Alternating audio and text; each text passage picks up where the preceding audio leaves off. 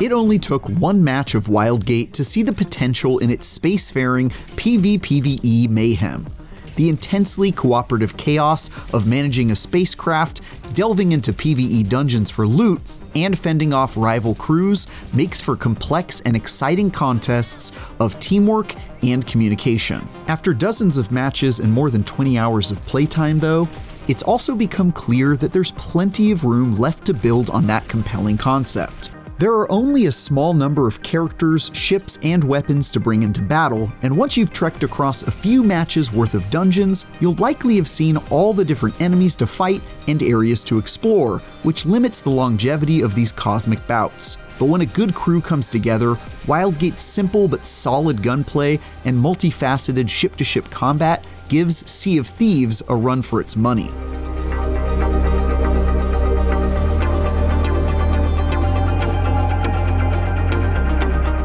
Wildgate is a unique multiplayer shooter that sends 5 teams of 4 players out into the most dangerous section of the galaxy, called the Reach, to battle it out for loot and glory. Their ultimate goal is to find the all-important artifact hidden somewhere in space and escape with it out of the Wildgate. But since there's the little issue of only being one to go around, a clash of crews and tumultuous FPS combat is all but inevitable. To improve your chances of survival and search for the artifact along the way, you'll want to hurriedly touch down on various asteroids and planetoids to enter as many of the small PvE dungeons as possible, killing enemies and solving simple puzzles to claim whatever loot they're hiding.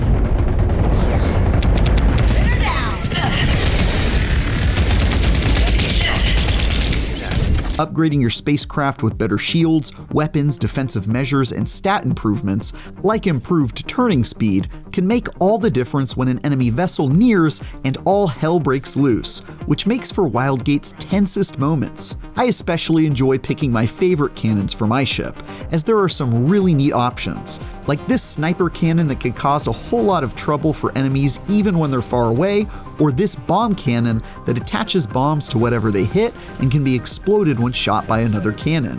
If you're able to find and escape with the artifact, or simply murder all the enemy crews before they're able to extract it themselves, then victory is yours. And in matches that can run over 40 minutes each, the taste of triumph is one of the sweetest there is. Unfortunately, the level of coordination required doesn't always lead to great outcomes when matchmaking with random crewmates, where silent players or, worse yet, insanely toxic personalities can make for a bad time. I found the vast majority of my matchmate experiences resulted in catastrophically bad showcasing of Wildgate's potential, as you really need a full team communicating and firing on all cylinders to have any hope of beating your opponents. But when I got lucky with match-made teams or brought my own friends to the party, working together to take down dungeons and outplay rival squads made for some incredibly memorable matches. There's no story to be found in Wildgate, or at least not one outside of little snippets you can read from a menu between matches, but the world definitely has a distinct and endearing personality to it. That could be in the baddies like these goth raiders and these alien lifeforms who look like booger people, or the playable characters called Prospectors who span from this big dog-looking alien to this aquatic creature in a mecha fishbowl. Each Prospector has their own interesting set of traits and abilities they can use to contribute to the team's success, or demise. A 4-armed alien named Ion, for example, can use his brawn to damage the hulls of ships just by smacking them with his fists, while Venture the robot serves as a great starting character since they don't require oxygen to survive, regenerate health faster, and get warned when enemies are behind them. The biggest issue is simply a scarcity of options, because it doesn't take long to unlock all 7 Prospectors and decide which ones definitely seem on the stronger side. Sal and Kay, for example, seem to very much outclass many of the others, so then you start seeing the same handful of familiar characters aboard each ship, and that just feels a bit underwhelming in what's supposed to be a galaxy of possibilities.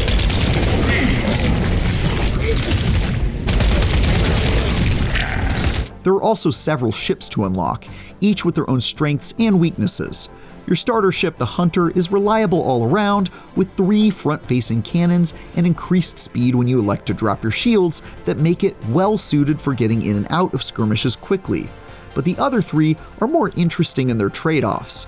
My favorite, the Bastion, has a special feature that makes it much more difficult to board by rival players, with doors that lock down tight if your knucklehead teammates remember to close them, and the ability to detect intruders by default. Plus, it has more health and defensive capabilities than other ships to offset its modest cannons and speed.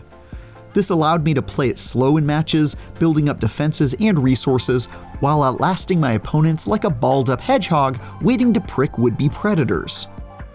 There's also the Privateer, a warship with 8 cannon slots that fire faster and do more damage than other ships, which all but mandates an extremely aggressive playstyle that either proved immediately effective or resulted in the shortest matches imaginable. Finally, there's the Scout, a tiny little ship with low health and offense that's more than made whole by insane maneuverability and speed, and which I must admit that I won the most matches with just because being able to more easily find or steal the artifact than outrun my opponents for a quick extraction is pretty hard to beat. Unfortunately, these were also some of the less interesting games I played, since ship-to-ship combat is so much fun, and it's tough to set that aside in the name of victory. When fighting on foot, you'll use a small handful of weapons and gadgets to ward off NPC monsters and occasionally other players when boarding or being boarded by the enemy. With only 9 weapons currently available, there's not a lot of different playstyles to choose from. That's especially true when some options like the beam rifle, a sniper with a tad too long charge time, didn't really connect with me and gathered dust on the shelf, making my viable pool of options that much smaller. Still, there are a few that stole my heart, like the goo-firing Gatling gun or the powerful anti-ship rocket launcher that lets you tear through enemy vessels without needing to be mounted on a turret. You'll also pick 2 gadgets to keep in your tool belt, which allow you to do things like deploy healing drones to help keep your ship chugging along, or a tool that automatically reloads all your weapons whenever you teleport back to your ship. My personal favorite is the Rock, which is, well, a rock. You throw it at people and it does enormous damage. I just really appreciate that they could have made it a throwing dagger, but they chose the funniest possible option instead. There are few better feelings than bringing down a rampaging enemy who is carrying a massive weapon with a regular old rock. Although matches can be a ton of fun, and you can definitely develop a just one more match mindset early on, with only 1 game mode and such limited character and ship options, it all feels a tad thin at the moment. Wildgate could have some real legs with regular content updates, and it's nice that developer Moonshot Games has already put out a roadmap that promises 3 new characters or ships per year, because what's here at the moment feels like just a taste of what will hopefully be a game with a lot more variety down the road. I'm not quite sure the update cadence will be fast enough to sustain my short attention span, but it's at least a good sign there's a plan in place that has the potential to keep me coming back to this weird galaxy. There's still a ton of fun to be found in getting better at winning, and knowing what I know now about the types of dungeons to be found and loot to be claimed has made me a lot more strategic with how I play, but I stopped being surprised by things I saw out in the Reach pretty quickly.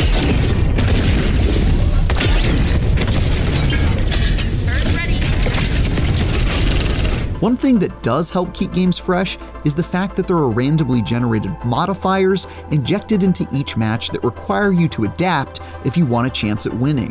One game might feature energy-devouring leeches floating out in the void that attach to your ship as you go and need to be shot off, while another might be filled with an abundance of asteroids that make traveling especially dangerous, or a cosmic storm that sweeps through large swaths of the map and will destroy your ship unless you're able to loot a special shield to defend against it. These are a really clever way to make every match not feel like a carbon copy of the last, but once again, there just aren't that many of them yet, and I started seeing repeat modifiers in pretty short order. Definitely one of the areas where a bit more variety would go a long way, especially if they have live events that impact the world in some way to shake things up.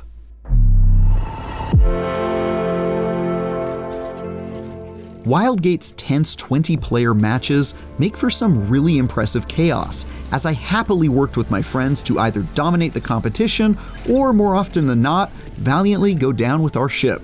The PvPvE format is impressively unique, and unlocking new characters, weapons, and ships while exploring the Reach in the first few hours of matches is really special, even if you're getting absolutely annihilated by rival crews while still figuring things out or learning how to cooperate effectively with your teammates.